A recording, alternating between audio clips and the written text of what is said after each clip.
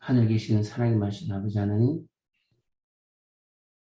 지난밤도 하나님 은혜 가운데 편한 안식을 누리게 하시고 또 한날을 살아갈 수 있도록 생명 주심을 감사합니다. 아멘.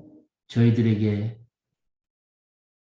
허락하신 이 날과 생명을 하나님 영광을 드러내는 일에 아름답게 쓸 수 있도록 인도하여 주시옵소서. 아멘.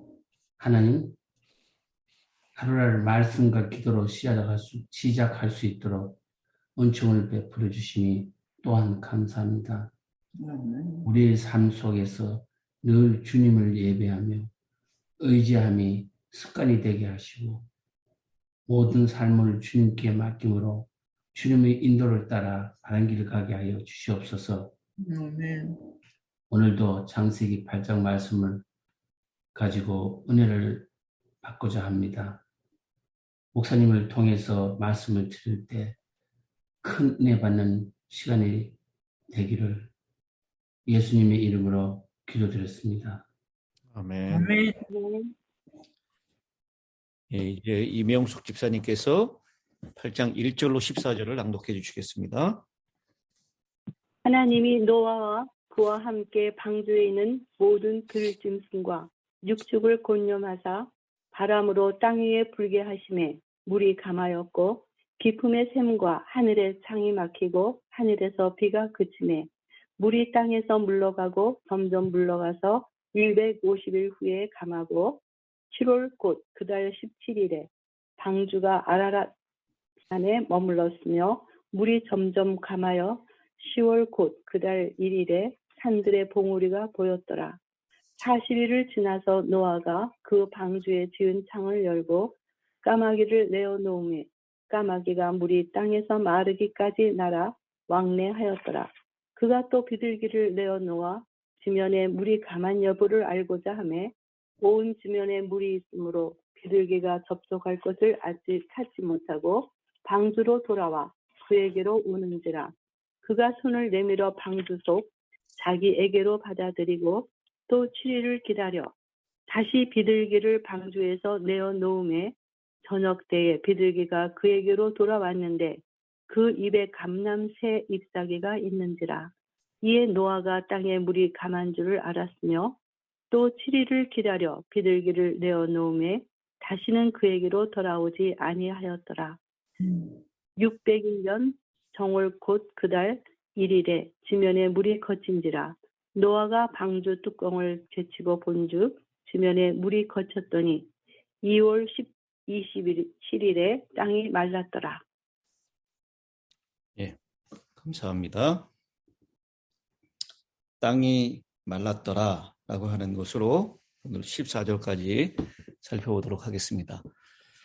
예, 노아 홍수의 일대기, 그러니까 노아 홍수가 언제 어떤 방식으로 이루어졌고 어떻게 물이 감해졌는지를 일지 형식으로 쫙 자세하게 기록을 했어요. 누가 기록을 했죠?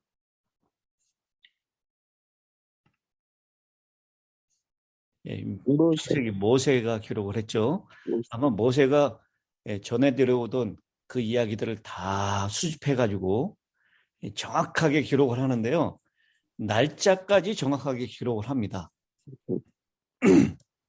우리가 그걸 한번 좀 살펴보도록 하겠습니다. 먼저는 홍수 120년 전에 방주를 제작하라라고 하나님께서 명령을 내리십니다. 창세기 6장 14절에 나옵니다. 그리고 노아가 600세 되던 해, 그러니까 창조 후 1656년인가 그래요. 창조가 된 다음 노아 600세 2월 10일 홍수전 7일 날 방주에 들어갑니다. 그리고 하나님께서 방주의 문을 닫으시죠. 그 다음에 비가 오기 시작하는데 2월 17일부터 40일 동안 비가 내립니다. 이 비가 그친 날은 언제예요? 3월 27일입니다. 40일 동안 비가 내렸으니까요. 그리고 그 비가 내린 40일 이후 그때부터 150일 동안 계속해서 세상에 물이 창일하게 됩니다. 그러다가 8장 4절에 보면 방주가 어느 산에 머뭅니까? 아라라스. 아라랏산. 지금 터키 쪽에 있는 곳에 있어요. 저도 터키를 갔을 때 여기 한번 가보고 싶었는데 갔던 지역에서 너무 멀리 떨어져서 가지를 못했었습니다. 그 방주가 아라랏산에 머문 게 7월 17일입니다. 그러니까 2월 17일부터 7월 17일까지 몇 달 동안이죠? 2월 17일부터 7월 17일. 5달 동안이죠.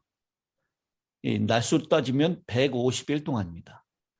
방주가 이제 아라랏산에 머무르게 되고, 그 다음에 10월 1일 산에 정착한 지 약 3개월 동안. 여러분 한번 생각을 해보세요. 홍수가 비가 40일 동안 내린 것도 엄청난 일이지만 그 방주에 타고 있는 노아와 그 짐승들이 약 5개월 동안 계속해서 어디를 모르고 정처 없이 방황하는 것입니다. 물에 둥둥둥둥 떠다니는데 그냥 이렇게 보트 타는 것처럼 잔잔한 물이 아니라 막 격동이 일어나는 그 물에서 흘러다니는 것입니다. 배멀미를 하면 아주 크게 배멀미를 했겠죠. 5개월 동안 그러다가 이제 아라랏산에 딱 방주가 멈추게 돼서 이제 더 이상 방주는 움직이지 않습니다.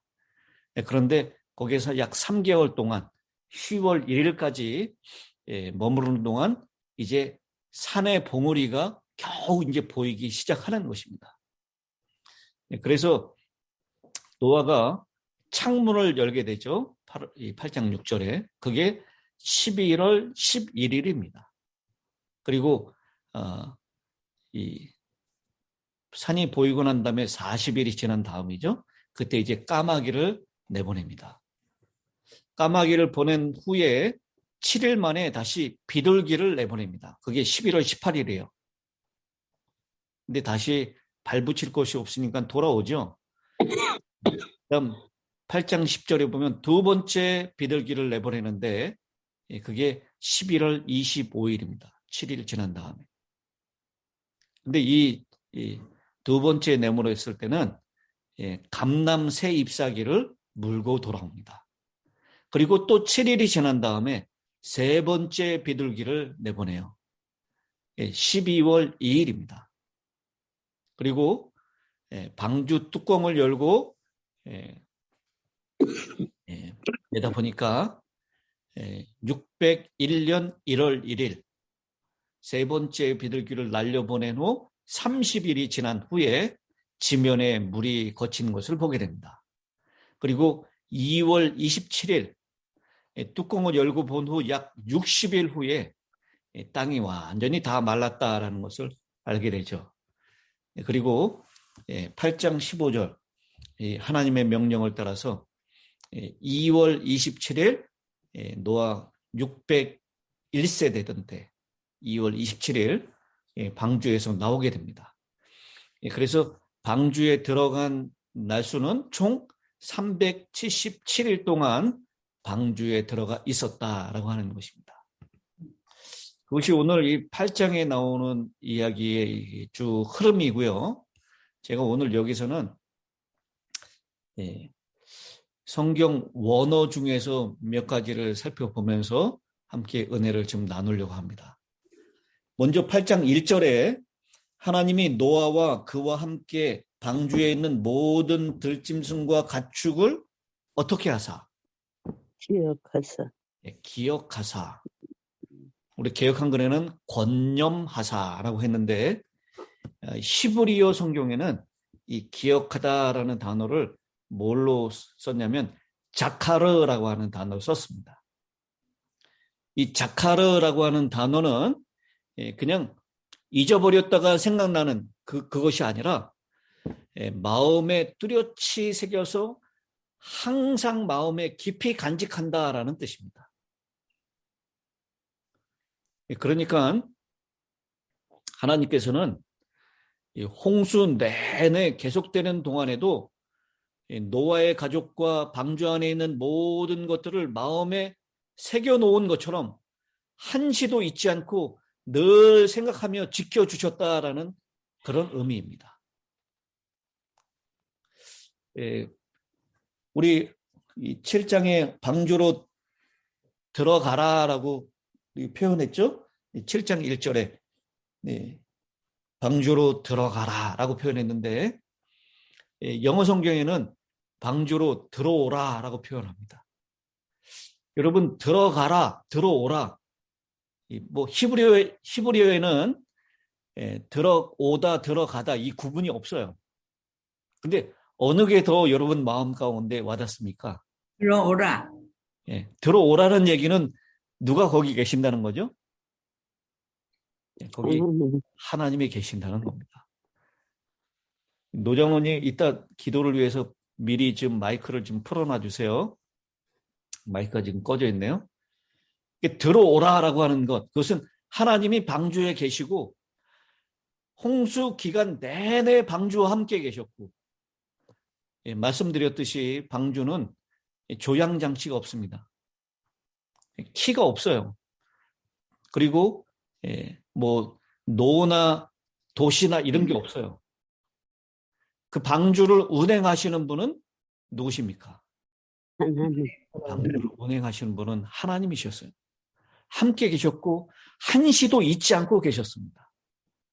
그래서 여기 그와 함께 방주에 있는 모든 들짐승과 가축을 기억하사라고 하는 단어, 이것은 아주 대단히 중요한 단어다라는 것입니다. 이 기억하다라고 하는 이 단어, 이게 결국은 하나님께서 이 성경 계속해서 나오는 우리의 구원을 위해서 하나님께서 끊임없이 이 자카르, 기억하다라는 그 말씀을 해주고 있다라는 것입니다. 이 창세기 19장 20절에 있는 말씀을 보면 하나님의 들의 성들을 멸하실 때 롯에 거하는 성을 엎으실 때 아브라함을 생각하사 롯을 그 엎으시는 중에서 내어 보내셨더라. 여기 생각하사라는 단어도 역시 자카르라는 단어로 썼습니다. 그리고 출애굽기 2장 24절에 하나님이 그 고통 소리를 들으시고 아브라함과 이삭과 야곱에게 세운 그 언약을 기억하사, 그게 바로 자카르입니다. 애굽의 백성들의 소리를 들으시고 기억하셨다. 잊어버렸다가 다시 생각나는 것이 아니라 항상 마음에 새겨두셨다라는 의미라고 그랬죠. 출애굽기 6장 5절에도 이제 애굽 사람이 종을 삼은 이스라엘 자손의 신음을 듣고 나의 언약을 기억하노라. 이게 다 자카르라고 하는 단어입니다. 여러분, 십자가형을 받았던 도적, 강도가 예수님께 말하죠. 가로되 예수여, 당신의 나라에 임하실 때 나를 어떻게 하소서? 기억하소서. 나를 생각하소서, 기억하소서. 그럴 때 하나님께서 내가 진실로 내게 이르노니 오늘 내가 나와 함께 낙원에 있으리라 라고 하는 구원의 소식을 주십니다. 그래서 성경에 나오는 이 기억하다, 자카르라고 하는 단어는 뭐하고 연결이 되냐면 하나님의 구원의 역사하고 늘 연결이 돼 있어요. 하나님이 홍수로 멸망당하지 않게 하셨습니다. 그리고 여러분, 우리가 이 코비드 상황에서 더 잘 이 말을 좀 실감할 수 있죠? 이 코비드가 이제 1년이 지나서 2년 가까이 지나고 있어요. 우리는 그래도 좀 어려운 상황이지만 나갈 수 있잖아요, 밖으로. 그런데 한번 생각해 보십시오. 노아 방주에 완전히 격리당한 거예요. 짐승들이나 새나 노아의 가족들 모두가 다 노아 방주에서 격리당하고 있는 것입니다. 그런데 하나님께서 거기 땅 위에 뭘 불게 하셨다고요? 바람, 땅에 불게 땅 하시고. 위에 바람을 불게 하셨다라고 했는데 이 땅은 지금 완전히 혼돈하고 공허하고 어둠 가운데 있는 땅이죠. 근데 그때 하나님이 바람을 불게 하셨다라고 했습니다. 이거 어디에 나오는 표현하고 비슷한 것 같습니까? 홍해를 걸을 때. 예, 홍해 가를 때 비슷하죠? 홍해 바닷물을 동풍이 바람이 불어가지고 밤새도록 말립니다. 그래서 이스라엘 백성들이 홍해를 건널 때는 진흙탕을 걸었어요? 아니면 마른 땅을 건넜어요? 마른 땅을 건넜습니다. 그리고 이 하나님의 신이 하나님의 바람이라고 표현해요. 하나님의 신이 수면을 운행하셨더라. 이거 어디의 표현이죠? 1장 2절에 있는 말씀입니다. 그때의 표현하고 딱 맞는 것 같아요. 하나님이 이 땅을 재창조하시는 것입니다. 지구, 땅을 창조하실 때 물로 덮여 있었어요, 지구가. 근데 하나님의 영이 수면을 운행하시면서 그 물을 결국은 바람으로 나누시는 거예요. 그래서 물을 다 증발시키는 것이 아니라 한쪽으로 몰아서 바다를 만들고 그리고 한쪽으로 몰아서 궁창 위의 물과 궁창 아래의 물로 나누시는 것입니다. 그랬듯이 하나님께서 이 8장 1절에도 하나님의 영을 보내셔서 물이 줄어들게 만드시는 구원의 역사를 하시고 있는 것입니다. 그러면서 홍수의 원인이었죠. 기품의 샘, 하늘의 창문 이것을 다 닫으십니다. 그리고 비가 그치고 우리 어제 우리가 얘기할 때 이 홍수가 되는 장면을 거기 이렇게 묘사했죠. 비가 내리고 점점 더 많이 내리고 장이라고 점점 더 창이라고 넘치고 그런 장면을 오늘 8장에서는 다시 거꾸로 돌아갑니다.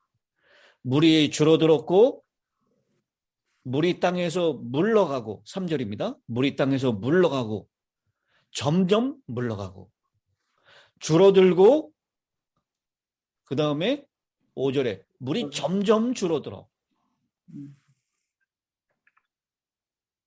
그래서 결국은 물이 땅에서 마르기까지. 그래서 말랐더라. 홍수가 나는 것에 완전히 반대의 표현을 사용하고 있죠. 늘어나고 점점 늘어나고 창이라고 또 점점 창이라고 넘쳤더라. 이것이 이제는 물러가고 점점 더 줄어들고 점점 더 마르게 됐다. 말랐다라고 하는 표현을 하고 있습니다. 오늘 우리가 살고 있는 이 시대를 죄악의 홍수의 시대라고 얘기하죠. 그래서 우리는 정말 방주에 타고 있는 것처럼 갈 바를 알지 못하고 우리가 내 인생대로 내 인생을 조종할 수가 없습니다. 그죠? 이 죄악의 홍수에 따라서 둥둥둥둥 떠다니고 있어요. 휩쓸리고 있어요. 그렇지만 하나님께서 우리 인생을 붙잡고 계심을 기억하시기 바랍니다. 하나님께서 우리 인생을 조종하고 계십니다. 하나님이 우리를 생각하고 계십니다. 하나님이 작하라하고 계세요. 그렇기 때문에 하나님 안에 우리가 조금 답답하다 할지라도 하나님 안에 방주 안에 머물러 있어야 합니다. 그 방주를 떠나는 순간 우리는 이 죄악의 홍수에 휩쓸려 죽을 수밖에 없을 것입니다. 하나님께서 성령을 보내셔서 우리에게 결국 사람이 살 수 있는 구원의 역사를 반드시 이루어내시고야 말 것이다 라고 하는 것입니다.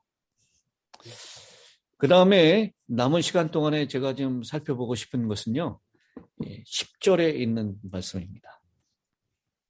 10절에 또 7일을 기다려 다시 비둘기를 방주에서 내놓음에 저녁 때 비둘기가 그에게로 돌아왔는데 그 입에 뭐가 물려 있다고요? 감람나무 여러분 한번 상상을 해보세요. 노아는 지금 바깥을 볼 수가 없어요. 방주의 위로 나 있는 창을 그냥 열었을 뿐입니다. 땅이 지금 어떤 형편인지 볼 수가 없어요. 그저 저쪽 멀리에 산 봉우리만 희미하게 보일 뿐입니다. 오직 하늘만 바라봐야 돼요. 이 답답한 마음에 까마귀를 먼저 보내죠. 이 까마귀는 아마 계속 왔다 갔다 하면서 뭘 먹었을까요? 이게 물에 떠 있는 그 죽은 지체들을 먹었을 것입니다. 죽은 사체들을 먹었을 거예요. 그러면서 까마귀는 계속 종일 왔다 갔다 했을 것입니다. 근데 비둘기를 보냈을 때 비둘기는 마른 곳이 아니면 앉지를 못해요. 그래서 다시 돌아옵니다. 7일을 기다렸다 또 비둘기를 날려보냈는데 희소식을 가지고 돌아와요. 감람나무 새 잎사귀를 물고 돌아온 것입니다.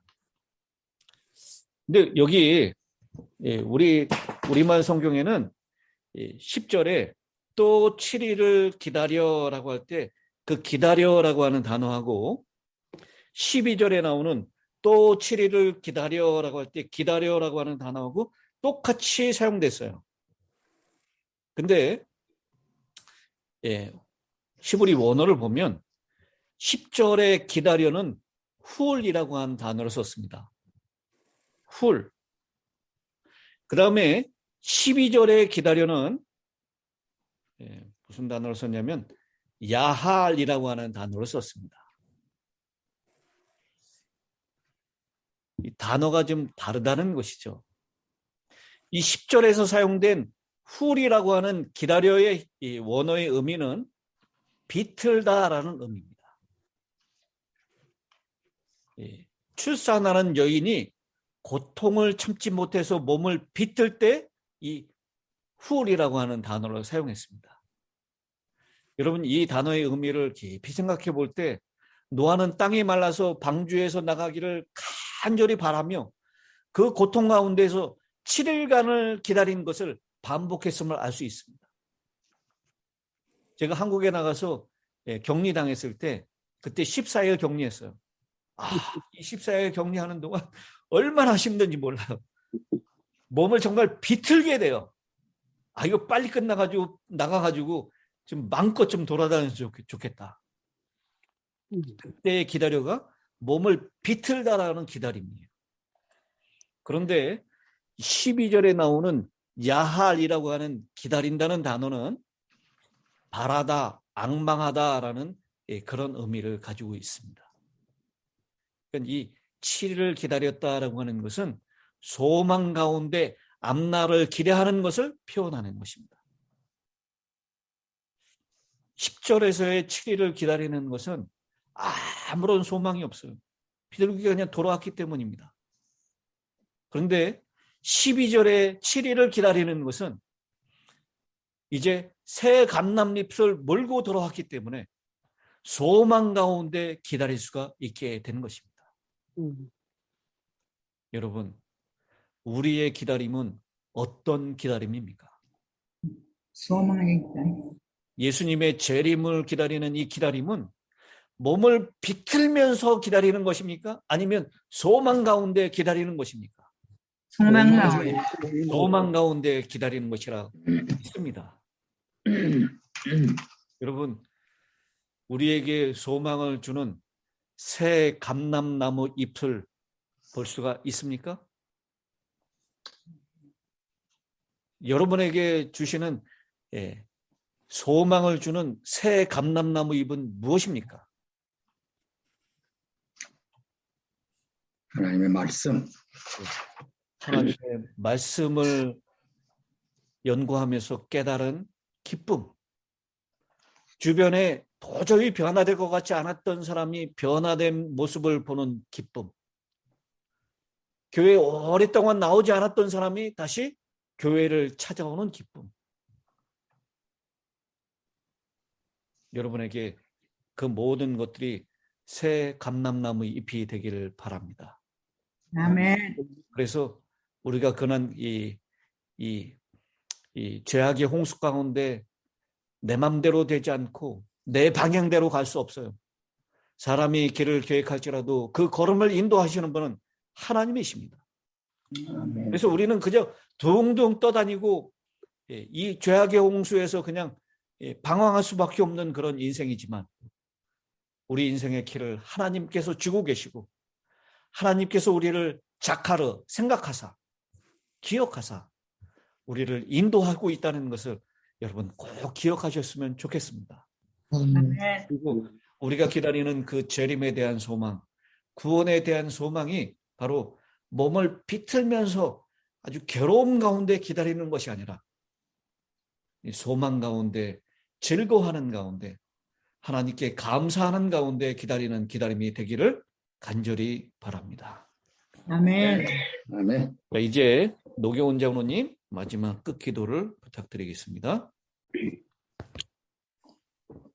무한히 자비로우신 하늘에 계시는 우리 아버지 하나님, 오늘 이 이른 새벽에 저희들을 깨워주셔서 주님 앞에 이르게 하시고 저희에게 참으로 이 시간에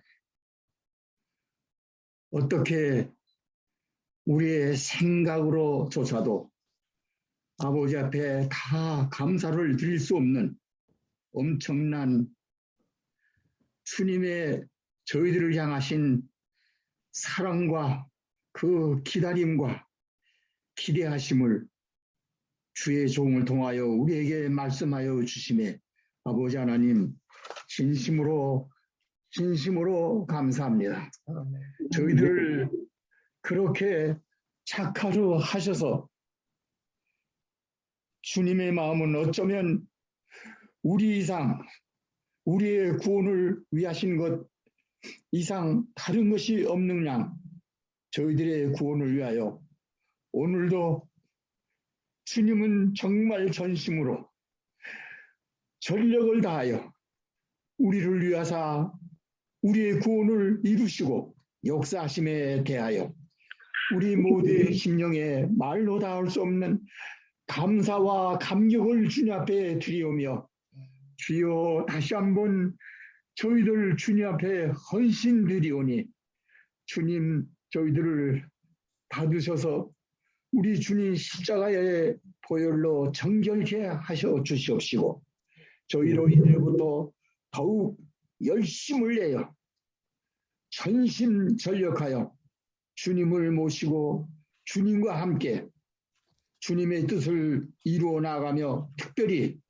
이 마지막 때에 우리에게 부탁하신 우리의 이웃을 찾아 복음을 전하고 주님께 이끌라고 그렇게 간절히 우리에게 애원하시며 호소하시는 이 거룩한 선교의 정신을 오늘 사랑하는 우리 모든 힐탑 성도들 심령에 더욱 깊이 새겨주시고 성령의 인도하심에 전적으로 의지하여 주님과 동행하는 중에 주님의 뜻을 이루며 참으로 주님께 영광을 돌리는 생애를 사는 사랑하는 여기에 모든 성도들 되도록 축복하여 주셨기를 아버지 하나님 앞에 간절히 기도 올려옵나이다. 아버지 하나님, 거꾸로 없이 없는 것은 우리의 사랑하는 가족들 가운데 아직도 너무 많이 몸이 불편하고 아파서 이 자리에 대면하여 예배치 못하오나 우리의 이 말씀을 듣는 가운데 그 심정에 성령의 뜨거운 감화와 감동이 계셔서 그 영혼이 하나님의 말씀의 기운으로 다시 소생하는 놀라운 치유와 회복의 은혜를 베풀어 주옵시기를 간절히 간구하오며 주여 다시 한번 여기 힐탑 모든 성도들 주의 종을 따라서 주님께 헌신 드리고 오늘도 죽도록 주님 앞에 충성을 다하는 사랑하는 모든 성도들의 변화된 삶이 되도록 축복하여 주시옵기를 우리 우주 예수님의 이름으로 간절히 기도 올리옵나이다. 아멘. 아멘.